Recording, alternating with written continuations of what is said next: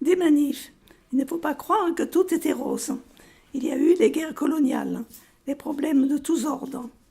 Souvent, les grèves étaient politiques. Et si j'ai vu les CRS à la porte de l'usine, j'ai vu aussi le directeur discuter football tranquillement avec les ouvriers parce que la grève ne le concernait pas. Une fois, il y a eu une manif antiraciste à la Bourse du Travail, à Marseille. Au dernier moment, elle a été interdite par la préfecture. Les manifestants arrivaient de toutes parts, de toutes couleurs, de toutes tendances. D'inquiétants bruits de bottes, de droite, de gauche, commençaient à se faire entendre. Ils voulaient casser les portes. Les CRS ceinturaient la Bourse du Travail. Attendez, les responsables des syndicats, des partis politiques, de gauche, la CIMAD, sont allés voir les chefs des CRS. Ah nous, on nous a dit de ne pas vous laisser rentrer dans la salle, mais on ne nous a rien dit concernant le hall.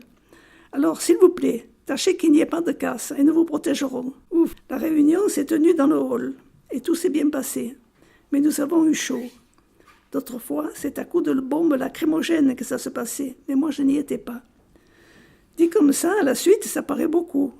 Mais au jour le jour, la vie était monotone. Je parle de mon rôle personnel, pas de celui de Fernand qui y passait pratiquement sa vie. À la longue, j'en avais assez qu'on me dise « Qu'en pense la CFDT ?» J'aurais aimé qu'on me demande ce que j'en pensais moi-même. En fait, les Marseillais n'ont pas toujours suivi strictement les consignes. C'est dans leur nature. Ce n'est pas pour rien que déjà, Louis XIV tournait les canons vers la ville et non vers la mer. Je ne sais pas maintenant, il y a un trait de brassage que tout est représenté. Il arrivait qu'en secret, la CGT aide un peu financièrement la CFDT. Bien sûr, le Vatican pensait que les communistes infiltraient les cathos avec leurs sacrés prêtres ouvriers qui foutaient la pagaille, se mariaient, n'en faisaient qu'à leur tête. Et Moscou pensait l'inverse. Mais nous nous en moquions. Il fallait avoir l'air de se disputer. Mais n'était-ce pas le même combat? Même si les moyens n'étaient pas toujours les mêmes, nous étions tous un monde où les gens ne mouraient plus de faim.